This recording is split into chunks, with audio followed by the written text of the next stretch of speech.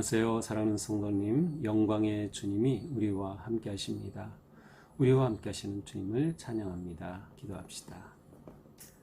주님, 놀라우신 은혜와 사랑에 감사드립니다. 오늘도 주님의 말씀을 기대하고 또 사모하며 주님의 말씀 앞에 섭니다. 매일 주시는 말씀이 저희들을 살리고 세우고 또 생명과 진리의 길로 인도하여 주심에 감사드립니다. 언제나 말씀과 함께 또 말씀을 따라서 믿음의 길 잘 걸어갈 수 있도록 오늘도 성령님 저희를 인도하여 주시옵소서. 예수님 이름으로 기도합니다. 아멘. 오늘 말씀은 에베소서 3장 14절에서 21절까지입니다. 좀 짧은 그런 본문입니다. 이러므로 내가 하늘과 땅에 있는 각 족속에게 이름을 주신 아버지 앞에 무릎을 꿇고 비노니 그의 영광의 풍성함을 따라 그의 성령으로 말미암아 너희 속 사람을 능력으로 강건하게 하시오며 믿음으로 말미암아 그리스도께서 너희 마음에 계시게 하시옵고 너희가 사랑 가운데서 뿌리가 박히고 터가 굳어져서 능히 모든 성도와 함께 지식에 넘치는 그리스도의 사랑을 알고 그 너비와 길이와 높이와 깊이가 어떠함을 깨달아 하나님의 모든 충만하신 것으로 너희에게 충만하게 하시기를 구하노라. 우리 가운데서 역사하시는 능력대로 우리가 구하거나 생각하는 모든 것에 더 넘치도록 능히 하실 이에게 교회 안에서와 그리스도 예수 안에서 영광이 대대로 영원 무궁하기를 원하노라. 아멘. 자, 오늘 말씀은 이제 사도 바울의 기도입니다. 무릎을 꿇고 비노니 이렇게 되어 있죠. 우리는 이미 사도 바울의 기도를 1장에서도 보았어요. 1장 15절부터 19절까지는 바울의 기도였습니다. 근데 또다시 여기에 기도가 나오죠. 자, 오늘 본문은 3장의 이제 마지막 부분인데 에베소서는 전부 6장으로 되어 있고 그 딱 중간에 일종의 마무리로서 바울이 이렇게 기도를 하고 있음을 볼 수 있습니다. 물론 바울이 이 편지를 쓸 때 1장, 2장, 3장 이렇게 나눠서 쓴 것이 아니고요. 절도 물론 없었어요. 그냥 하나의 통편지입니다. 이제 나중에 1500년대에 와서 이제 장절이 성경에 이렇게 생기게 되었으니까요. 자, 오늘 말씀, 이 사도 바울의 기도를 한번 우리가 유심히 살펴보면 우리의 기도가 어떠해야 하는가 하는 것을 또 많이 깨달을 수 있을 것 같습니다. 14절입니다. 이러므로 내가 하늘과 땅에 있는 각 족속에게 이름을 주신 아버지 앞에 무릎을 꿇고 비노니. 자, 바로 13절에서 바울은 그들에게 환난 중에 낙심하지 말라라고 그들을 격려해 주었습니다. 그리고서 이제 그들을 위해 지금 기도하는 거죠. 이 기도는 바울의 중보 기도입니다. 이 기도를 누구에게 합니까? 당연히 하나님께죠. 여기 보니까 각 족속에게 이름을 주신 아버지 앞에 라고 되어 있어요. 각 족속에게 이름을 주셨다. 그것은 하나님이 온 우주 만물의 창조자이시고 통치자이시고 주인이 되신다고 하는 것을 드러냅니다. 바울은 내가 누구에게 기도하는가를 분명히 알고 있었어요. 이것은 우리 기도 생활에서 매우 중요합니다. 우리의 기도가 남과 다른 이유는 세상에 기도는 무엇인가 바라고 원하고 기대하는 것을 자기보다 좀 크다고 느껴지는 아니면 소위 영험하다고 느껴지는 그 무엇에 그래서 옛날에는 큰 나무에 바위에 자연 앞에 이렇게 기도를 하지만 우리의 기도는 근본적으로 다르다는 거예요. 그것은 온 우주 만물의 참 주인이시고 창조주이신 하나님께 기도하는 것이에요. 그래서 우리는 항상 기도할 때마다 나는 하나님께 기도하는 것이다. 그리고 하나님은 이와 같이 놀라운 위대하신 창조주 아버지시다라는 것을 기억하는 것이 매우 중요하죠. 무릎을 꿇고 기도한다라는 표현을 씁니다. 유대인들은 서서 많이 기도하지만 또 이렇게 무릎을 꿇고 기도하기도 합니다. 예수님도 겟세마네에서 그렇게 무릎을 꿇고 기도하셨죠. 이것은 겸손함과 진실함과 간절함을 다 드러내는 기도의 자세입니다. 요즘은 우리 사회 또 교회에서도 전부 의자가 있기 때문에 무릎을 꿇고 기도한다는 것은 요즘은 그렇게 쉽지 않은 기도의 자세입니다. 하지만 우리는 무릎을 꿇는 기도가 필요하다. 특별히 마음의 무릎을 꿇는 거죠. 우리의 마음의 무릎을 꿇어 주님 앞에 기도하는 삶. 자, 그러면 바울은 어떠한 기도를 하고 있습니까? 기도의 내용이 나옵니다. 16절부터 보죠. 그의 영광의 풍성함을 따라 그의 성령으로 말미암아 너희 속사람을 능력으로 강건하게 하시오며. 자, 첫 번째 기도 제목은 그들의 속사람이 강건하게 되기를 위해 기도하고 있어요. 그런데 이 강건함은 어떻게 가능합니까? 하나님의 영광의 풍성함으로 또 성령으로 말미암아 그들이 강건하게 되는 거예요. 자, 여기서 그들의 속사람이 강건하다라고 하는 것은 용기와 하나님 주시는 힘으로 충만한 그런 상태입니다. 그러니까 13절에서 낙심하지 말라라고 하면서 이제는 그들을 위해 이렇게 용기와 격려의 기도를 하는 거예요. 하나님께서 성령의 능력으로 그들 가운데 이처럼 강건함 주시기를 기도하고 있습니다. 그렇죠. 우리도 누군가를 위해 기도할 때, 또 누군가가 나를 위해 기도할 때 내가 강건하도록 기도해 주기를 우리는 원하죠. 또 그렇게 요청하는 것이 필요합니다. 바울은 그들의 속사람이 강건하기를, 그래서 하나님의 영광의 풍성함과 성령의 능력으로 이 놀라운 은혜 주시기를 기도했습니다. 자, 그 다음 두 번째는 무엇을 구합니까?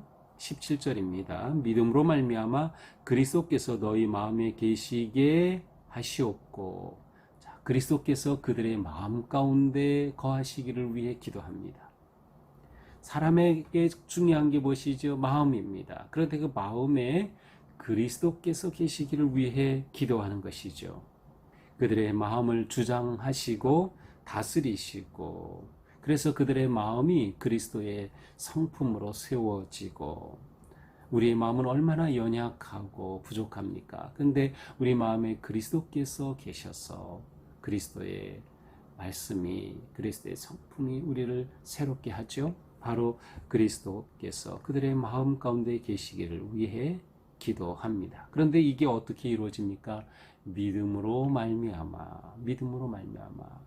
그러니까 우리가 믿음의 생활을 잘 한다는 것은 우리 마음에 그리스도를 모시는 삶을 잘 살아간다고 하는 의미이기도 합니다. 자, 세 번째, 너희가 사람 가운데서 뿌리가 박히고 터가 굳어져서. 자, 그들이 하나님의 또한 예수 그리스도의 사랑으로 인하여서 뿌리가 박히고 터가 굳어지는 것이 무엇입니까?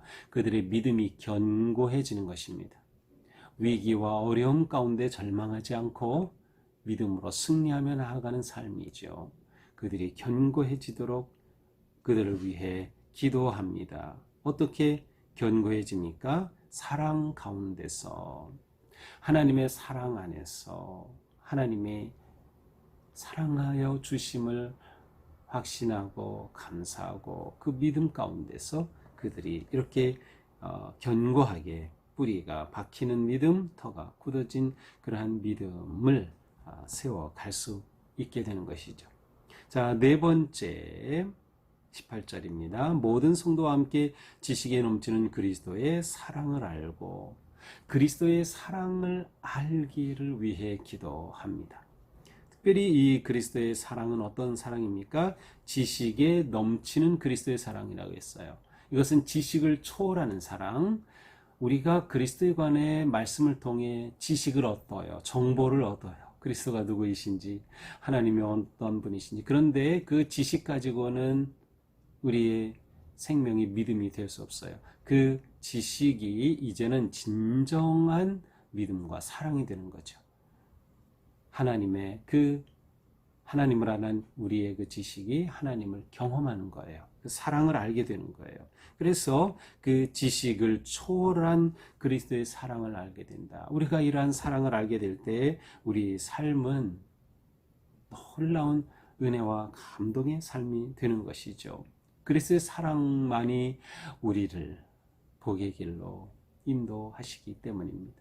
우리는 이렇게 그리스도의 사랑이 가득하기를 위해 기도해야 하죠. 자, 마지막 5번째는 무엇입니까? 바로 하나님의 이 놀라우신 은혜를 깨달아서 모든 충만하신 것으로 너에게 충만하게 하시기를 구하노라. 자, 무엇을 깨닫습니까? 그 너비, 길이, 높이, 깊이가 어떠함을 깨달아. 무엇의 너비, 무엇의 높이? 그리스도의 사랑입니다. 하나님의 사랑이죠. 그리스도의 사랑이 얼마나 깊은지, 높은지, 넓은지 그 높이와 길이와 깊이를 깨닫게 되는 거예요. 이 깨닫는다는 것은 체험하는 거예요. 경험하는 거죠. 이 하나님의 사랑, 그리스도의 사랑을 체험하게 될 때에 그것으로 말미암아 하나님의 모든 충만하신 것으로 너에게 충만하시기를, 하나님이 주시는 충만함, 은혜의 충만함, 사랑의 충만함, 믿음의 충만함, 가득한 넘치는 그러한 복된 모습이에요. 바로 이러한 삶을 위해 바울은 이들을 위한 기도를 하고 있습니다. 이제 20절, 21절은 마지막 송령이지요. 우리 가운데 역사하시는 능력대로 우리가 구하거나 생각하는 모든 것에 더 넘치도록 능히 하실 이에게 하나님께 교회 안에서와 그리스도 예수 안에서 영광이 대대로 무궁하기를 원합니다. 아멘. 이렇게 끝나고 있어요. 자, 그런데 21절에 보니까 하나님의 영광을 말할 때 교회 안에서라는 표현이 나와요. 교회 안에서와 그리스도 예수 안에서. 교회는 하나님의 영광이 가득한 것입니다. 그러한 교회가 되어야 합니다. 우리 교회 안에, 우리 교회는 곧 우리죠. 우리 믿는 자들의 모임이 교회니까 우리 가운데 하나님의 영광이 가득한가. 우리는 늘 이러한 영광스러운 교회 모습을 생각하면서 믿음의 삶에 충성하고 헌신해야 하는 것이죠. 자, 이렇게 사도 바울은 에베소 교회 성도들을 위해 간절함으로 놀라운 기도의 축복을 하고 있습니다. 자, 오늘 말씀을 보면서 우리는 당연히 우리의 기도의 삶을 생각하게 됩니다. 기도의 삶이 우리 신앙생활의 아주 중요한 핵심이다. 이것을 놓치면 안 돼요. 기도의 삶이 우리의 신앙삶의 핵심이다. 기도가 승리의 길이고 하나님의 은혜와 능력을 입는, 하나님의 능력 안에 사랑 안에 거하는 길이 된다라고 하는 거예요. 자, 그러면 우리는 무엇을 기도하는 것일까요? 바로 사도 바울의 모습을 그대로 받으면 되는 것이죠. 그대로 따라하면 되는 것이에요. 그래서 우리는 기도할 때 우리의 속사람이 강건하기를 위해서 기도하고, 그리스도께서 우리 마음에 거하시기를 위해 기도하고, 우리의 믿음이 뿌리가 견고하게 든든히 세워지기를 위해 기도하고, 주님의 그 사랑을 깊이 알고 체험하기를 위해 기도하고, 그래서 그 깊이와 넓이와 크기를 경험하는 그러한 삶을 위해 기도하는 겁니다. 자신을 위해서뿐만이 아니라 서로를 위해서 이렇게 기도하는 거예요. 바울의 이 기도는 중보 기도였습니다. 우리가 서로 이러한 기도를 해준다면 얼마나 좋을까요? 우리가 이렇게 누군가를 기도로 축복할 수 있다면 얼마나 좋을까요? 우리는 우리의 가족, 사랑하는 교우들, 또 누군가를 위해서 이처럼 기도하는 그런 복된 성도, 거룩한 교회가 되기를 축복합니다. 기도합시다. 주님, 오늘 말씀으로 저희들에게 기도의 삶을 새롭게 깨우쳐 주시니 감사합니다. 저희의 기도는 너무나도 이기적이었고 편협하였고 작은 것에 머물러 있었습니다. 주님, 저희의 기도가 넓어지고 높아지고 깊어지게 하여 주시옵소서. 무엇보다 서로를 위해 기도하는 중보 기도의 힘이 우리 가운데 넘치게 하여 주시고, 서로의 속사람이 강건하기를 위해, 그리스도의 사랑이 넘치기를 위해, 마음에 그리스도께서 영광의 주로 임재하시기를 위해 서로 기도하는 그러한 복된 삶, 복된 교회가 되게 하여 주시옵소서. 오늘 하루 지나는 동안에도 살아가는 순간순간마다 기도의 마음 놓치지 않게 하여 주시고, 주님 앞에 거룩하고 온전하게 세워지도록 인도하여 주시옵소서. 예수님 이름으로 기도합니다. 아멘. 네, 오늘도 우리의 삶이 주님의 은혜와 사랑 안에서 깊어지는 삶, 높아지는 삶, 거룩한 그런 복된 삶 되기를 축복합니다. 사랑합니다.